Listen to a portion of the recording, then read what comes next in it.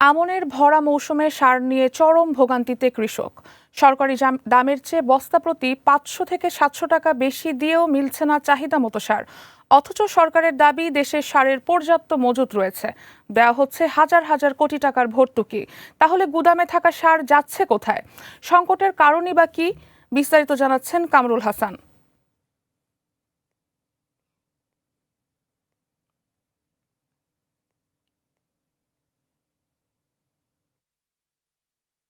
জুড়ে ব্যস্ততা। ধানের পরিচর্যায় এখন সবচেয়ে বেশি প্রয়োজন সারের, কিন্তু সেই সার কিনতেই কৃষকের নাভিশ্বাস। সরকার নির্ধারিত দামে ইউরিয়া ও টিএসপির 50 কেজির বস্তা 1350 টাকা এবং ডিএপি 1050 টাকায় বিক্রি করার কথা। অথচ কৃষকের অভিযোগ, কোথাও কোথাও এসব সার কিনতে হচ্ছে বস্তা প্রতি 500 থেকে 700 টাকা পর্যন্ত বেশি দামে। অভিযোগ শুধু দাম বাড়ানোই নয়, সরকারি ভর্তুকির সার নিয়েও অনিয়মের। কোথাও নির্ধারিত গুদামের বাইরে সার মজুদের অভিযোগ, কোথাও আবার বরাদ্দের সার মিলছে না।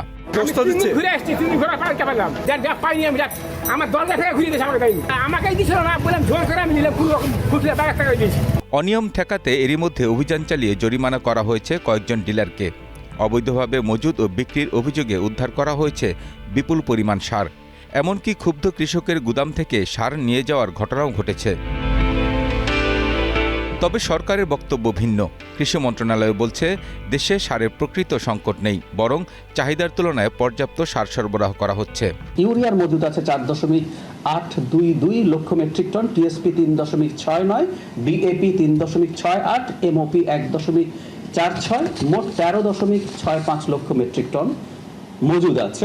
সরকারি হিসাবে বর্তমানে গুদামে রয়েছে প্রায় 13,65,000 টন সার। পরিস্থিতি সামাল দিতে 2026-27 অর্থবছরে আরও 3,65,000 টন সার কেনার অনুমোদন দেওয়া হয়েছে। এতে ব্যয় হবে প্রায় 2,695 কোটি টাকা। কৃষকের উৎপাদন খরচ কমাতে সরকার বছরে 28,000 কোটি টাকার বেশি ভর্তুকি দিচ্ছে। গত অর্থবছরে সার কেনার বিপরীতে প্রায় 29,000 কোটি টাকা বকেয়া পরিশোধ করা হয়েছে। প্রশ্ন হচ্ছে, সরকারের এত ভর্তুকির পরও কৃষককে কেন বেশি দামে সার কিনতে হচ্ছে? এর সঙ্গে যুক্ত হয়েছে দীর্ঘদিন ধরে একটি বড় সার কারখানা বন্ধ থাকার বিষয়টিও। 2025 সালের মার্চ থেকে আশুগঞ্জ সার কারখানায় ইউরিয়া উৎপাদন বন্ধ। 17 মাসেও সেখানে উৎপাদন হয়নি একদিনও। এতে প্রায় 5.5 লাখ টন ইউরিয়া উৎপাদন ব্যাহত হয়েছে। পরিস্থিতি সামাল দিতে এবার সরাসরি মাঠে নজরদারি বাড়িয়েছে সরকার। প্রধানমন্ত্রী তারেক রহমানের নির্দেশে সার উত্তোলন, পরিবহন, মজুত ও বিতরণ কার্যক্রম পর্যবেক্ষণে গঠন করা হয়েছে 3 সদস্যের বিশেষ মন্ত্রিসভা কমিটি। আশা করা হচ্ছে, প্রধানমন্ত্রীর নির্দেশ বাস্তবায়ন হলে সারা দেশে সার সংকট কমে আসবে। Kamrul Hasan, green news, Dhaka.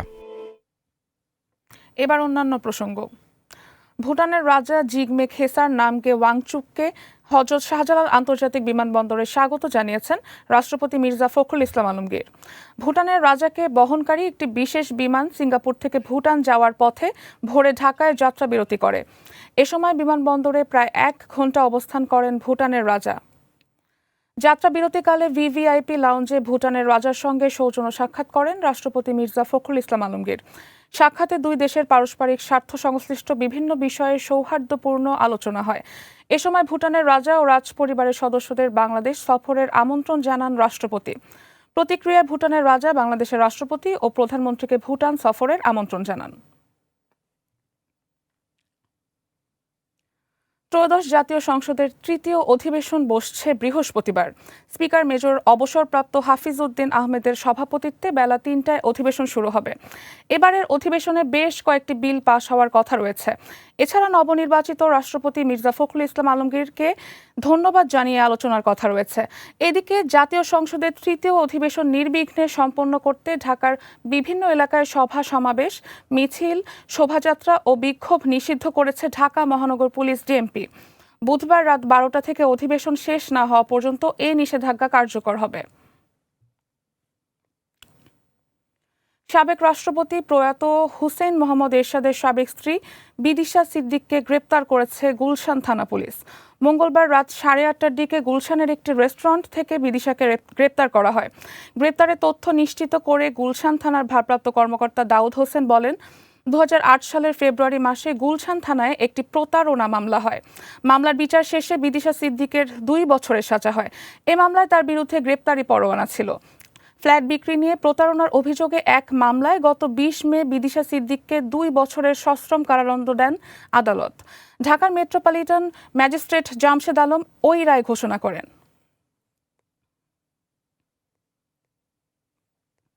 এবার পবিত্র ঈদে মিলাদুন নবীর খবর। পবিত্র ঈদে মিলাদুন নবী আজ মহানবী হযরত মুহাম্মদ সাল্লাল্লাহু আলাইহি ওয়াসাল্লামের জন্ম ও ওফাতের স্মৃতি বিজড়িত দিনটি বাংলাদেশে ধর্মীয় ভাব গাম্ভীর্যের সঙ্গে পালন করা হচ্ছে। 570 খ্রিস্টাব্দে আরবি বর্ষের রবিউল আওয়াল মাসের 12 তারিখে তার জন্ম হয়। 63 বছরের জীবনে ইহকালীন ও পরকালীন মুক্তির পথ দেখিয়ে একই তারিখে তিনি পৃথিবী ছেড়ে যান। সারা বিশ্বের ইসলাম ধর্মাবলম্বীর মতো বাংলাদেশের ধর্মপ্রাণ মুসলমানরাও যথাযোগ্য মর্যাদায় হযরত মুহাম্মদ সাল্লাল্লাহু আলাইহি ওয়াসাল্লামের জন্ম ও মৃত্যুদিনকে ঈদে মিলাদুন নবী হিসাবে পালন করেন। অনেকে নফল নামাজ আদায় করেন, কেউ কেউ রোজা রাখেন। রাসূল সাল্লাল্লাহু আলাইহি ওয়াসাল্লামের সম্মানে ইসলামিক ফাউন্ডেশন সহ বিভিন্ন ধর্মীয় ও সামাজিক সংগঠন আয়োজন করেছে আলোচনা, দোয়া, মিলাদ মাহফিল ও সিরাতুন নবী বিষয়ক অনুষ্ঠান। এর আগে মঙ্গলবার বায়তুল মোকাররমে 15 দিন ব্যাপী কর্মসূচির উদ্বোধন করা হয়।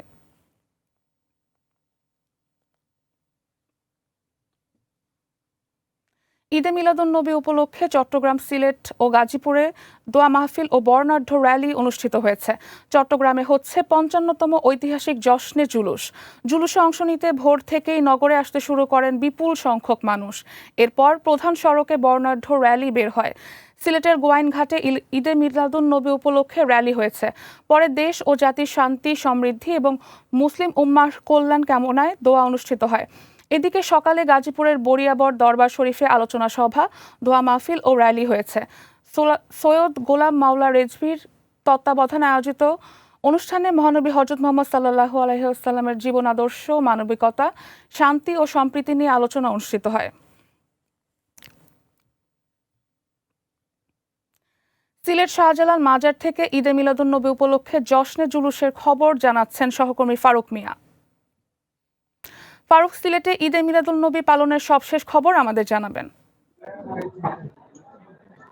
আপনি যেমনটি বলছিলেন, আমি এই মুহূর্তে রয়েছি হযরত শাহজালাল রহমতুল্লাহির মাজারে এবং কিছুক্ষণ আগে কিন্তু গাউসিয়া কমিটির আয়োজনে প্রতি বছরই কিন্তু পবিত্র ঈদে মিলাদুন নবী উপলক্ষে কিন্তু হযরত শাহজালাল রহমতুল্লাহির মাজার থেকে কিন্তু তারা জশ্নে জুলুসের র্যালি বের করে থাকে এবং আজকেও বের করা হয়েছে এবং সিলেটের বিভিন্ন থানা এবং মাদ্রাসার শিক্ষার্থী সহ বিভিন্ন বয়স শ্রেণী পেশার মানুষ কিন্তু এই র্যালিতে অংশগ্রহণ করেছে এবং কিছুক্ষণ আগে কিন্তু র্যালিটি বের হয়ে গিয়েছে। প্রায় সেই র্যালিতে 3000 মানুষ অংশগ্রহণ করেছে এই পবিত্র ঈদে মিলাদুন নবীর যে র্যালিটি রয়েছে সেখানে।